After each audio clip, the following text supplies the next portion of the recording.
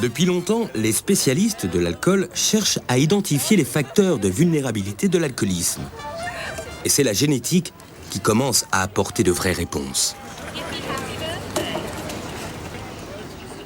Les facteurs qui font qu'on devient alcoolodépendant, c'est très très compliqué parce que c'est un mélange de facteurs culturels, familiaux, éducatifs, tempéramentaux, de pathologies psychiatriques aussi et de facteurs génétiques.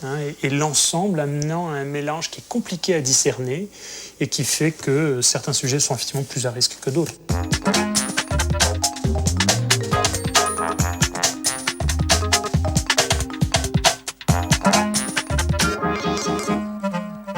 Il se trouve, et on va commencer déjà à voir un peu les facteurs génétiques, qu'on n'est pas tous égaux là-dessus.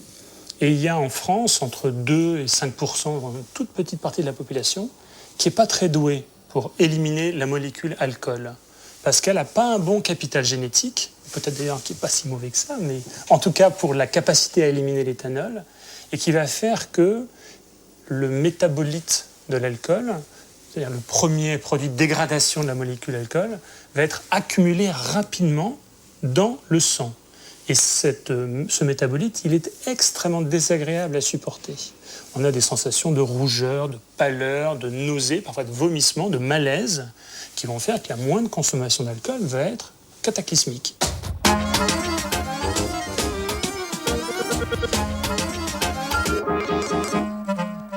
Les Français, je disais, ont entre 2 et 5% de sujets qui tolèrent mal l'alcool.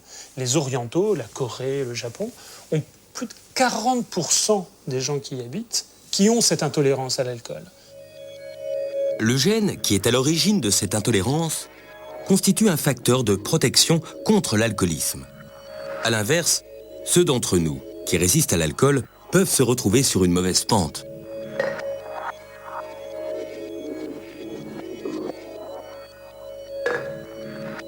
Le fait d'avoir une telle fréquence de la non-tolérance à l'alcool va amener à, bien sûr, une réduction du risque de l'alcoolodépendance.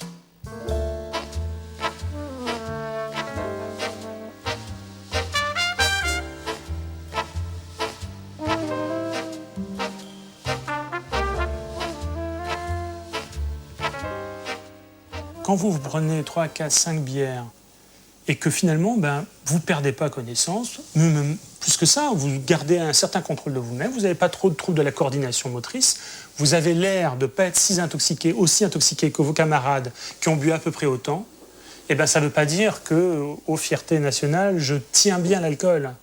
Vous êtes en train de vous rendre compte que vous êtes à risque d'alcoolodépendance. Pour établir l'importance du bagage génétique dans la naissance de l'alcoolisme, des scientifiques ont entrepris des études à grande échelle sur des vrais et faux jumeaux. Des études qui permettent de distinguer le poids des gènes et celui de l'histoire familiale. On a eu des progrès assez considérables il y a une trentaine d'années, une vingtaine d'années, grâce à 2 techniques un peu bizarres qui permettent d'essayer de discerner ce qu'on avait beaucoup de mal à séparer initialement, les facteurs familiaux, éducatifs, le fait de vivre dans une famille avec un père alcoolique par exemple, ou des facteurs génétiques, le fait de recevoir des gènes de son père ou de sa mère. Et ça, c'est des techniques qu'on appelle les études de jumeaux, les études d'adoption. Et on arrive comme ça à bien discerner ce qui revient à l'environnement familial partagé, ce qui revient aux gènes qu'on hérite des parents.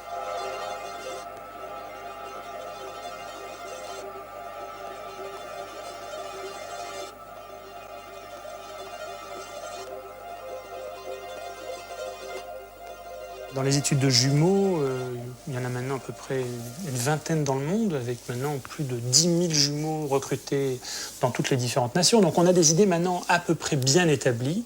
Et contrairement à ce qu'on a très longtemps cru, les facteurs génétiques sont bien plus importants que les facteurs familiaux partagés. Bien sûr que c'est pas neutre de vivre dans une famille où l'alcool coule à flot, où on banalise la consommation d'alcool quotidienne, ou même qu'on ait un parent qui lui-même a des disconsommations d'alcool. Mais en fait, le fait d'hériter des gènes qui favorisent la vulnérabilité pour développer ce trouble est plus important encore que les facteurs familiaux qui eux-mêmes n'ont pas d'effet nul. Les généticiens ont renoncé à trouver le gène de l'alcoolisme.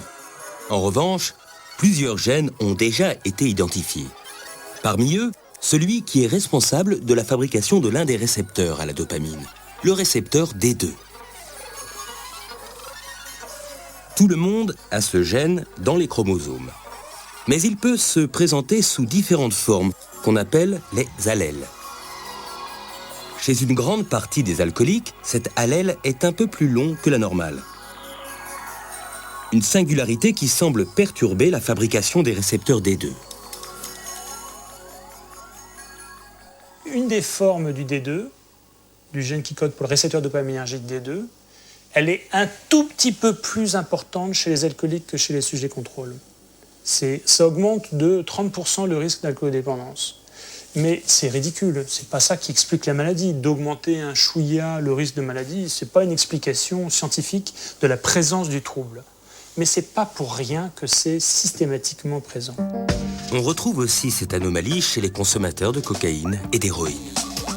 Beaucoup de scientifiques pensent aujourd'hui que ce gène représente l'un des principaux facteurs de vulnérabilité à la dépendance aux drogues.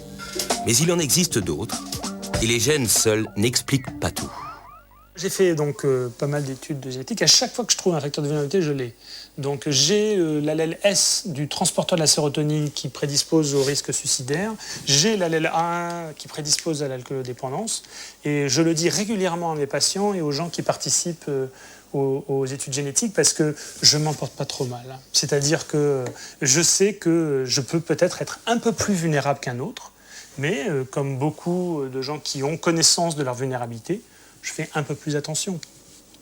Et bon, prévenir le risque suicidaire, c'est pas très simple. Donc, si je suis déprimé, j'irai voir un psychiatre. Ça sera pas très facile, moi-même comme psychiatre, mais on en trouve. Et puis après, de toute façon, quand on a des gènes de vulnérabilité, ce n'est qu'une rencontre avec un environnement spécifique qui peut la développer. Hein. Et ça, c'est très important. Et c'est aussi un axe qui se développe beaucoup dans la génétique des addictions, c'est-à-dire d'essayer de comprendre, quand on a un gène de vulnérabilité, c'est en rencontrant quel type d'événement, à quel moment, dans quelles circonstances, que la pathologie peut arriver à s'exprimer. Certains craignent désormais que le dépistage des gènes de vulnérabilité ne devienne systématique, encourageant employeurs et assurances à adopter des pratiques abusives. Une idée en complète contradiction avec la démarche des scientifiques, pour qui la vulnérabilité n'est évidemment pas une fatalité.